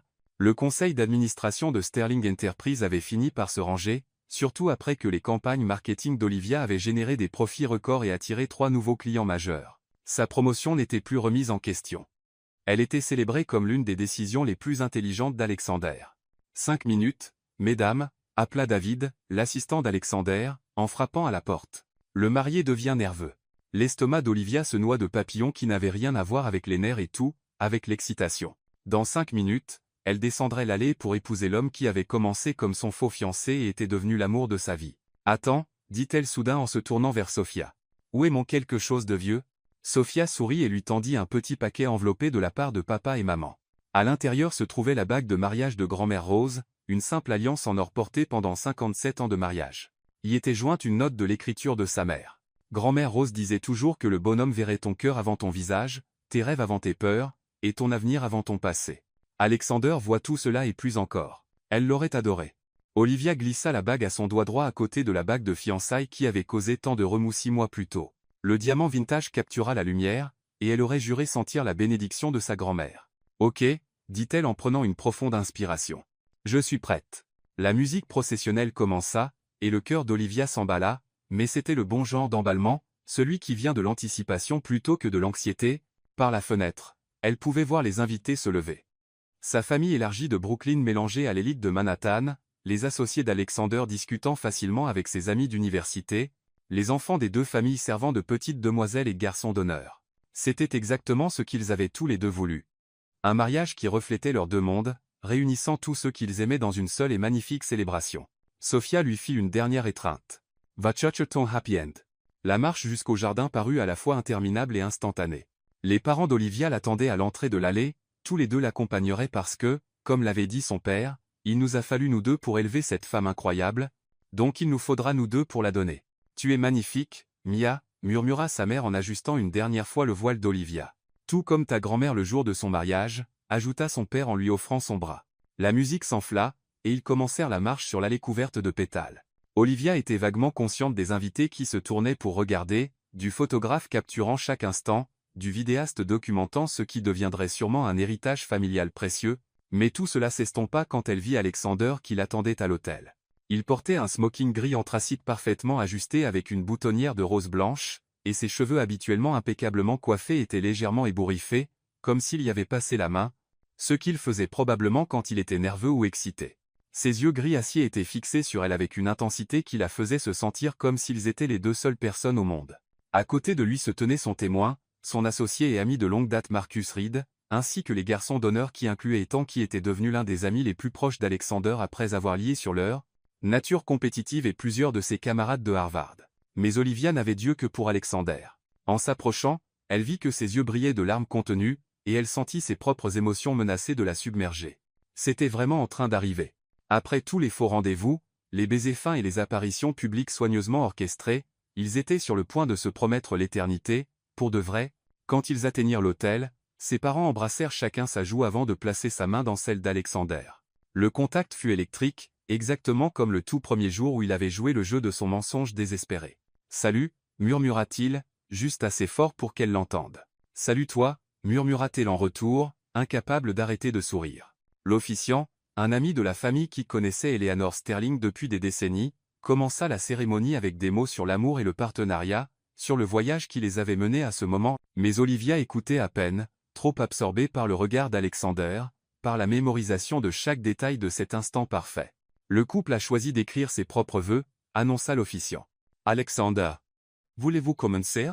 Alexander hocha la tête et sortit une feuille pliée, bien qu'Olivia remarque que ses mains étaient stables malgré l'émotion dans ses yeux. Olivia, commença-t-il, sa voix portant clairement à travers le jardin.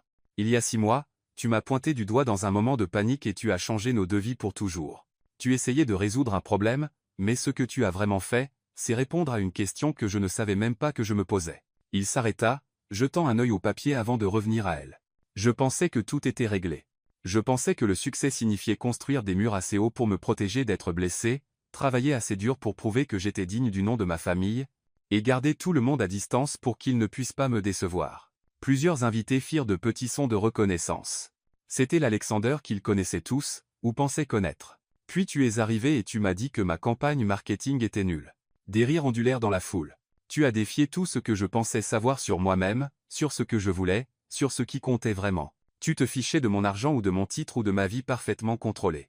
Tu te souciais de savoir si j'étais gentil avec les serveurs, si j'écoutais quand tu parlais, si je pouvais suivre ton esprit brillant et ton cœur généreux. Olivia sentit les larmes commencer à couler sur ses joues, et elle s'en fichait si elle ruinait son maquillage. Tu m'as appris que l'amour ne consiste pas à trouver quelqu'un de parfait. Il s'agit de trouver quelqu'un de parfait pour toi. Quelqu'un qui te donne envie d'être meilleur, plus courageux, plus honnête. Quelqu'un qui voit tous tes défauts et choisit de t'aimer quand même. Quelqu'un qui te donne l'impression d'être à la maison. Il plia le papier et prit ses mains. Alors aujourd'hui je te promets de t'aimer, pas seulement pour qui tu es, mais pour qui tu m'aides à devenir. Je promets d'écouter tes idées, même quand elles impliquent de me dire que j'ai tort. Je promets de soutenir tes rêves, de célébrer tes victoires, et de te rappeler à quel point tu es incroyable chaque fois que tu l'oublieras. Je promets d'être ton partenaire en tout, en affaires, en aventure, dans les moments calmes et les chaotiques. Sa voix devint plus forte, plus assurée. Je promets de protéger ce que nous avons construit ensemble, de ne jamais le tenir pour acquis, et de te choisir chaque jour pour le reste de notre vie. Tu as été ma fausse fiancée pendant exactement 6 semaines, mais tu seras ma vraie femme pour toujours. Quand il eut fini, il n'y avait pas un œil sec parmi l'assistance. Olivia pleurait ouvertement, et elle pouvait voir Eleanor Sterling tamponner ses yeux avec un mouchoir en dentelle au premier rang. Olivia, dit doucement l'officiant. Vos veus.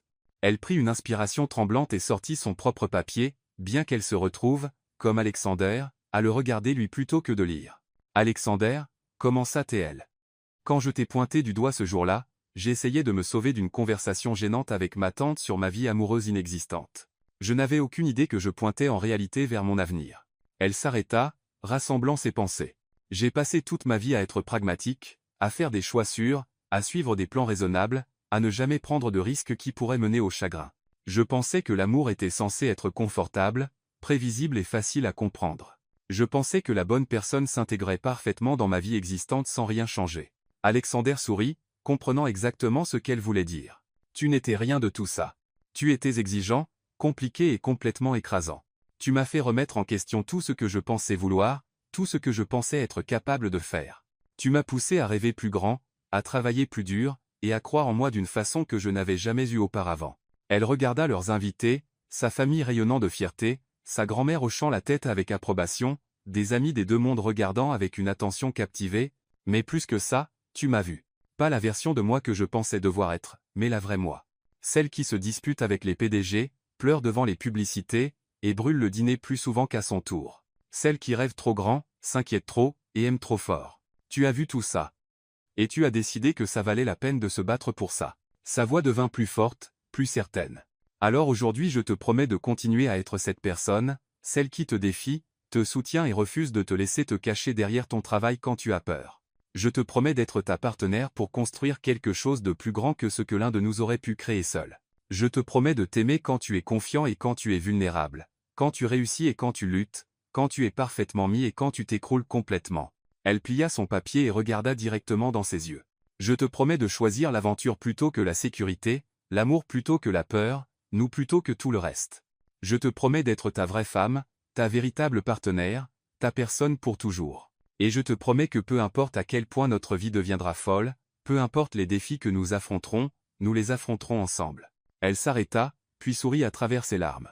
Tu as été mon faux fiancé par accident, mais tu es mon vrai mari par choix, aujourd'hui, demain, et toujours.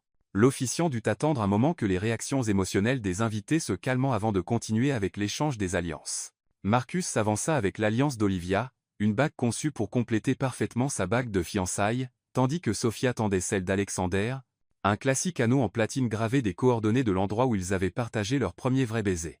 Avec cette alliance, dit Alexander en glissant la bague au doigt d'Olivia, je te prends pour épouse. Avec cette alliance, répéta Olivia, les mains légèrement tremblantes en plaçant la sienne à son doigt, je te prends pour époux. Par le pouvoir qui m'est conféré par l'État de New York, dit l'officiant en leur souriant à tous les deux, je vous déclare mari et femme. Alexander, vous pouvez embrasser votre marié.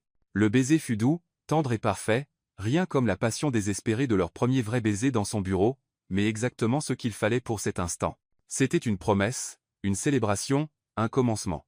La foule explosa en acclamations et applaudissements tandis qu'ils se tournaient vers leurs invités en tant que mari et femme.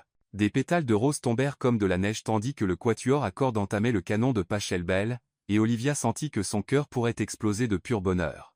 En redescendant l'allée ensemble, Olivia aperçut leurs proches en liesse.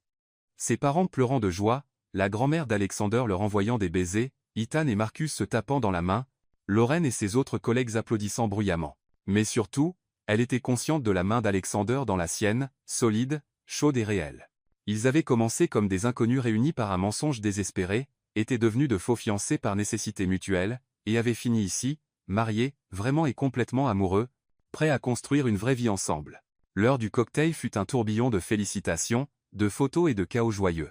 Les joues d'Olivia lui faisaient mal à force de sourire, mais elle ne semblait pas pouvoir s'arrêter. Toutes les quelques minutes, Alexander apparaissait à ses côtés, volant un baiser rapide ou murmurant quelque chose qui la faisait rire avant d'être entraîné par un autre bienfaiteur. Madame Sterling, dit-il lors d'un de ces moments, le nom roulant sur sa langue comme s'il l'avait répété, j'aime bien le son de ça, admit-elle, bien qu'elle ait décidé de garder professionnellement Harper Sterling, moi aussi. Danse avec moi. La réception se tenait sous une immense tente transformée en quelque chose de magique. Des milliers de guirlandes lumineuses pendaient du plafond comme des étoiles, tandis que des tables rondes habillées de linge ivoire et d'accents dorés entouraient une piste de danse polie. Les centres de table étaient des compositions basses de roses blanches et de pivoine mélangées à du feuillage et des touches dorées. Quand l'orchestre entama The Way You Look Tonight, leur chanson, celle sur laquelle ils avaient dansé au tout premier gala de charité, Alexander guida Olivia sur la piste pour leur première danse en tant que mari et femme. Pas de pression cette fois, dit-elle tandis qu'ils commençaient à se mouvoir ensemble, sa robe tourbillonnant autour d'eux. Rien de faux cette fois, acquiesça-t-il en la serrant plus près. Juste nous. Ils dansèrent en silence confortable quelques instants, tous deux perdus dans la réalité surréaliste d'être réellement mariés. Autour d'eux, leurs invités regardaient avec un plaisir évident, téléphone et appareil photo capturant l'instant sous tous les angles. Des regrets ? Demanda doucement Alexander. De t'avoir épousé ? Jamais. À propos des fausses fiançailles ? Si nous ne l'avions pas fait, nous aurions être fini par nous trouver quand même, réfléchit Olivia. Être, mais je ne pense pas. Tu étais mon patron exigeant. J'étais ton employé qui se disputait avec toi. Sans les fausses fiançailles qui nous ont forcés à passer du temps ensemble, à vraiment nous voir, je pense que nous serions restés coincés dans ces rôles pour toujours. Donc pas de regret d'avoir accidentellement accepté de m'épouser devant toute l'entreprise ? La meilleure erreur que j'ai jamais faite. La chanson se termina et leurs invités applaudirent avant que l'orchestre ne passe à quelque chose de plus rythmé. Bientôt la piste fut remplie de familles et d'amis célébrant, riant et créant des souvenirs qui dureraient toute une vie. Olivia se retrouva entraînée dans des danses avec son père, Ethan, Marcus, et même Eleanor Sterling, qui, malgré ses 80 ans, avait meilleur rythme que la plupart des gens de moitié son âge.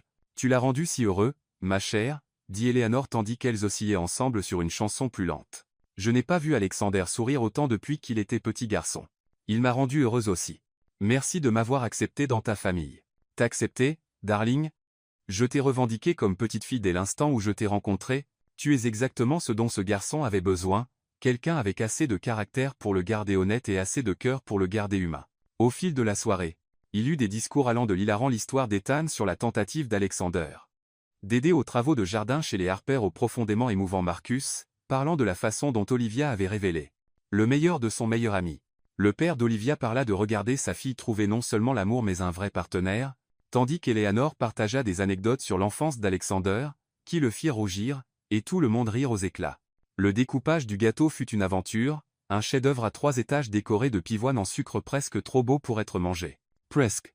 Alexander réussit à mettre de la crème sur le nez d'Olivia, ce qui la fit répliquer en lui en mettant sur la joue, au grand plaisir des photographes et des invités, tandis que la nuit touchait à sa fin, Olivia se retrouva au bord de la piste de danse, regardant leurs proches célébrer. Des enfants couraient dans leurs beaux vêtements, des parents âgés partageaient des histoires en petits groupes, et la foule plus jeune dansait encore avec énergie au choix de plus en plus contemporain de l'orchestre. Submergé, Alexander apparut à ses côtés, desserrant légèrement son nœud papillon. Du meilleur des façons. C'est parfait. Tout. Même la partie où ton cousin Miguel a défié ma colocataire de fac à un battle de danse. Surtout cette partie. Tu as vu Eleanor les encourager? Ils restèrent ensemble à regarder leur famille, désormais une grande famille chaotique et merveilleuse, célébrer autour d'eux. À quoi y penses-tu? Demande Alexander. À tout. À quel point les choses sont différentes d'il y a 6 mois. À quel point j'avais peur ce premier jour, pensant avoir complètement détruit ma vie. Au lieu de cela, tu l'as complètement changé. Nous l'avons changé tous les deux. Tandis que la soirée se terminait, ils dirent au revoir à leurs invités avec des étreintes, des baisers et des promesses de se revoir bientôt. Eleanor fut parmi les dernières à partir, glissant un petit paquet enveloppé dans les mains d'Olivia. Pour votre première maison ensemble, dit-elle. Ouvrez-le quand vous serez prêts à commencer le prochain chapitre. Leur lune de miel ne commencerait pas avant une semaine, ils passaient quelques jours dans une suite au Plaza avant de s'envoler pour l'Italie pour 2 semaines de détente totale. Mais ce soir, ils rentraient au brownstone d'Alexander, leur brownstone maintenant, pour commencer leur vraie vie de mari et femme. Dans la voiture sur le chemin de la ville, Olivia ôta ses talons et se blottit contre le flanc d'Alexander, toujours dans sa robe de mariée mais complètement détendue pour la première fois de la journée. Ouvre le cadeau d'Eleanor, suggéra Alexander en désignant le petit paquet qu'elle avait posé sur le siège à côté d'elle. À l'intérieur se trouvait un petit cadre en argent contenant une photo qu'Olivia n'avait jamais vue. Les grands-parents d'Alexander le jour de leur mariage, incroyablement jeunes et rayonnants de bonheur. L'inscription sur le cadre disait « L'amour ne consiste pas à trouver quelqu'un de parfait. Il s'agit de trouver quelqu'un de parfait pour vous. Bienvenue dans la famille, petite fille. » Eleanor.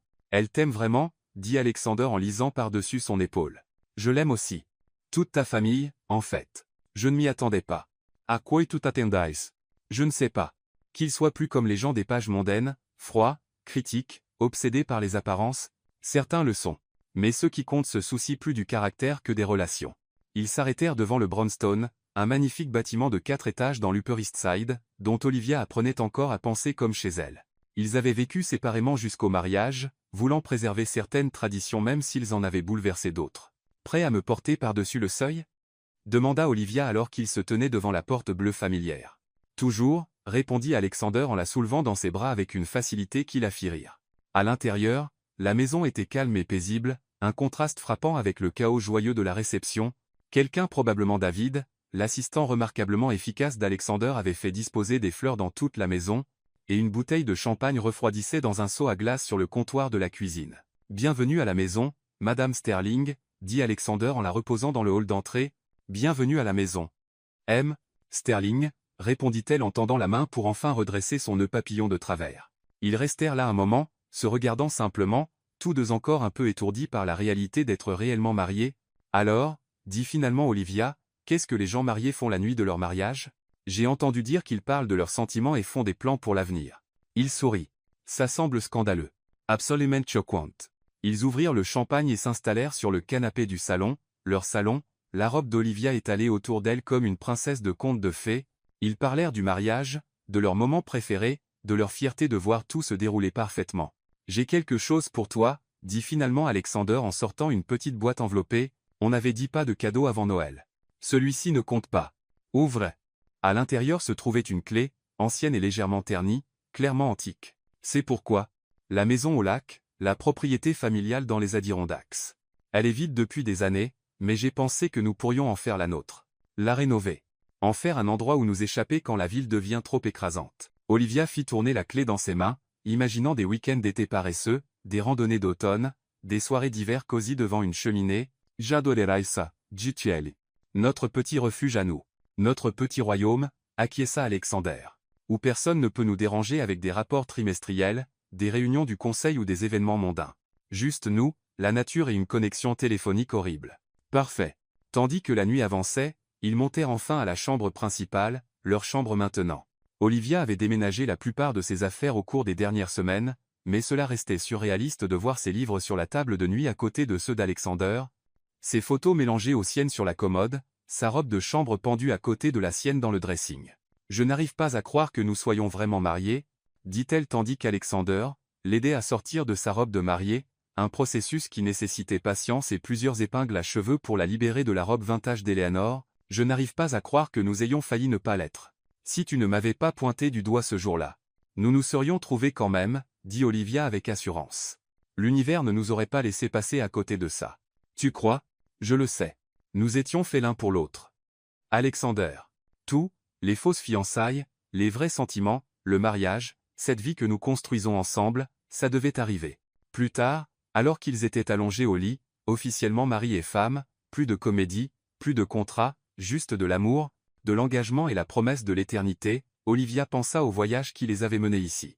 6 mois plus tôt, elle était une directrice marketing célibataire vivant dans un petit appartement, passant à côté d'une vie qui lui semblait incomplète. Elle avait peur de prendre des risques, convaincue qu'elle n'était pas faite pour quelque chose d'extraordinaire, résignée à être ordinaire. Maintenant elle était Madame Olivia Harper Sterling, directrice marketing senior, dans l'une des entreprises les plus prospères de Manhattan, vivant dans un magnifique brownstone avec l'homme qu'elle aimait plus qu'elle ne l'aurait jamais cru possible.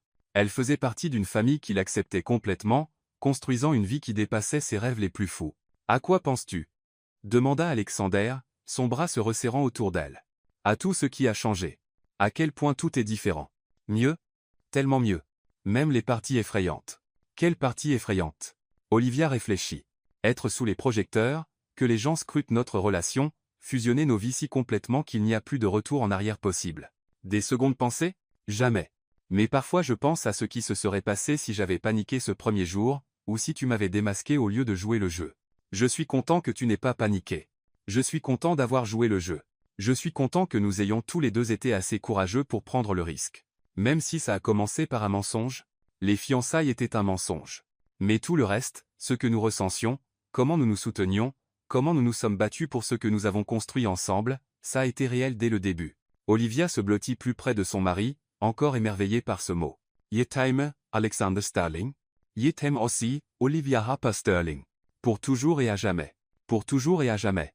Dehors, New York bourdonnait de son énergie habituelle, des millions de personnes poursuivant leurs propres rêves, affrontant leurs propres défis, écrivant leurs propres histoires d'amour, mais à l'intérieur de leur brownstone, dans leur chambre, dans leur mariage, tout était paisible, parfait et exactement comme cela devait être. Les fausses fiançailles avaient duré 6 semaines. Le vrai mariage durait toute une vie.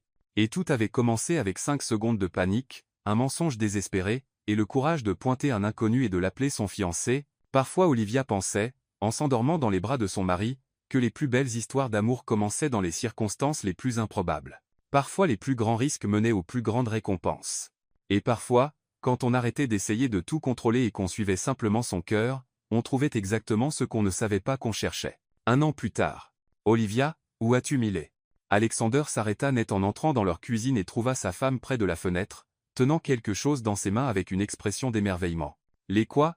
Demanda-t-elle distraitement sans se retourner. Les projections trimestrielles pour. Il ne finit jamais. Parce qu'elle se tourna vers lui, et il vit qu'elle tenait un petit bâtonnet blanc. Des larmes coulaient sur son visage. Tu te souviens quand on a parlé d'agrandir la famille, dit-elle, la voix tremblante d'émotion. Les yeux d'Alexander s'écarquillèrent quand la compréhension le frappa. Toi? Je suis enceinte, murmura-t-elle. Nous allons avoir un bébé. Il traversa la cuisine en 2 enjambées, la soulevant dans ses bras et la faisant tournoyer tandis qu'elle riait à travers ses larmes. Un bébé, dit-il en la reposant et en posant délicatement ses mains sur son ventre encore plat. Notre bébé. Tu es heureux? Heureux, Olivia? Je suis aux anges. J'ai peur, j'ai hâte, et je t'aime tellement que j'ai du mal à penser correctement.